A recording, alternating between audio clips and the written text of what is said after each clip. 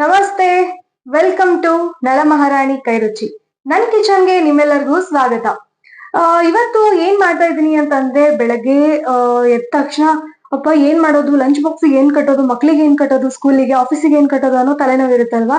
So ತಟ್ಟಂತ ನಮಗೆ ಸಾಂಬಾರ್ ಮಾಡೋದು ಅನ್ನೋದು ಒಂದು ತಲೆ ಇರುತ್ತೆ. ಯಾಕಂದ್ರೆ ಯೂಶಲಿ ಮನೆಯಲ್ಲಿ ಟೊಮೆಟೊ, ಈರುಳ್ಳಿ ಎಲ್ಲ ಇರುತ್ತೆ. ಸೊ ಪಟ್ ಅಂತ ಒಂದ್ ಸ್ವಲ್ಪ ನುಗ್ಗಿಕಾಯಿ ಒಂದು ಮನೇಲಿ ಇದ್ರೆ ಪಟ್ ಅಂತ ಬೆಳಗ್ಗೆ ಸಾಂಬಾರ್ ಮಾಡ್ಕೊಂಡ್ಬಿಡ್ಬೋದು.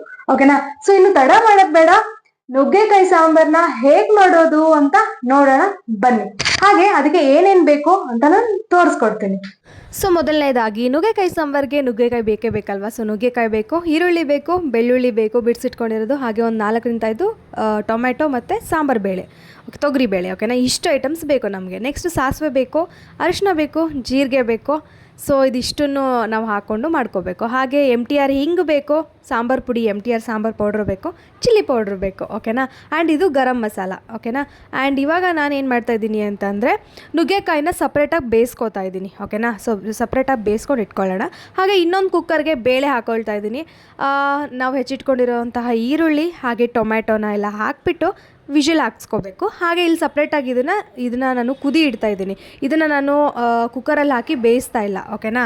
ಸೊ ಇವಾಗ ಕುಕ್ಕರ್ನ ಒಂದು 3-4 ವಿಷಿಲ್ ಕೂಗ್ಸಾಯ್ತು.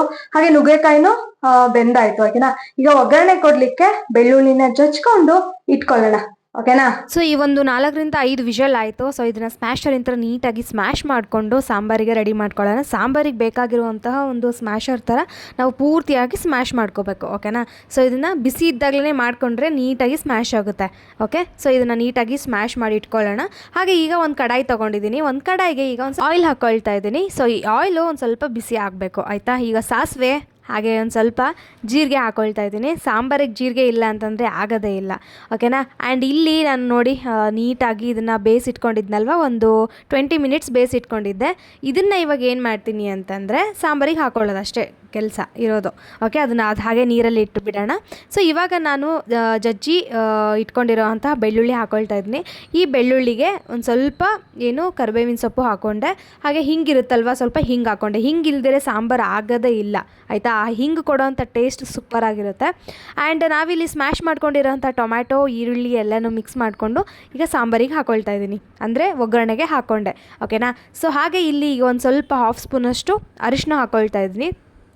ಓಕೆ. ಅರಿಶಿನದ ಜೊತೆಗೆ ಇವಾಗ ಏನು ಮಾಡ್ತೀವಿ ಅಂತಂದರೆ 1 ಸ್ಪೂನಷ್ಟು ಗರಂ ಮಸಾಲ. ಓಕೆನಾ. ಸೊ 1 ಸ್ಪೂನ್ ಗರಂ ಮಸಾಲ ಹಾಕ್ಕೊಳ್ತಾ ಇದ್ದೀನಿ. ಹಾಗೆ ಒಂದು ಸ್ವಲ್ಪ MTR ಸಾಂಬಾರು ಪೌಡರ್ ಹಾಕ್ಕೊಳ್ತಾ ಇದ್ದೀನಿ. ಓಕೆ. ಹಾಗೆ ಒಂದು ಸ್ವಲ್ಪ ಚಿಲ್ಲಿ ಪೌಡರ್ ಕೂಡ ಹಾಕೋಬೇಕು. ಇವಾಗಲೇ ಹಾಕ್ಕೊಂಡ್ರೆ ಬೆಸ್ಟು. ಓಕೆನಾ. ಸೊ ಚಿಲ್ಲಿ ಪೌಡ್ರ್ ಒಂದು 3-4 ಸ್ಪೂನ್ ಹಾಕ್ಕೊಳ್ತೀನಿ. ನಿಮ್ಗೆ ಹೇಗೆ ಅನುಕೂಲನೋ, ಎಷ್ಟು ಖಾರ ತಿಂತೀರಾ ಅನ್ನೋದ್ರ ಮೇಲೆ ಡಿಪೆಂಡ್ ಆಗುತ್ತೆ. ಓಕೆನಾ.